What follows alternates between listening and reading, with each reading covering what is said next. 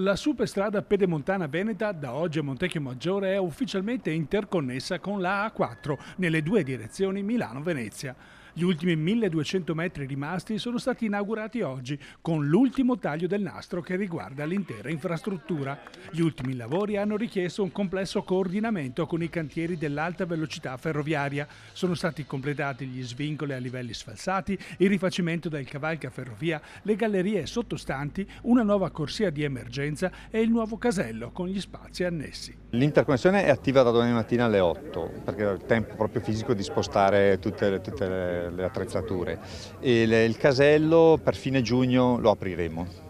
e successivamente, ma poche settimane dopo, anche tutto il piazzale antistante che prevede peraltro un parcheggio importante di 300 mezzi e 15 pullman e quindi darà un sollievo anche alla viabilità locale non di poco conto. I lavori iniziati nel 2011 con oltre 2 miliardi e 200 milioni di investimento saranno conclusi entro quest'anno. L'aver realizzato finalmente il collegamento con la A4 rappresenta il raggiungimento di un obiettivo strategico fondamentale per l'economia dell'Ovest vicentino. Montecchio credo che sia un punto proprio strategico perché è un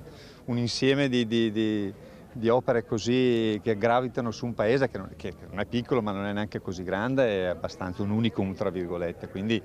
è stato un cantiere complicato anche per questo e anzi io ringrazio pubblicamente i sindaci sia di Montecchio che di Brendola che hanno sopportato per anni questo disagio e spero che gli renderemo il merito di aver sopportato questo migliorando la viabilità dopo. Oltre al miglioramento della viabilità, i residenti ora attendono un abbassamento delle tariffe autostradali per un'opera che ha previsto il punto di pareggio degli investimenti effettuati tra 9 anni. Magari avere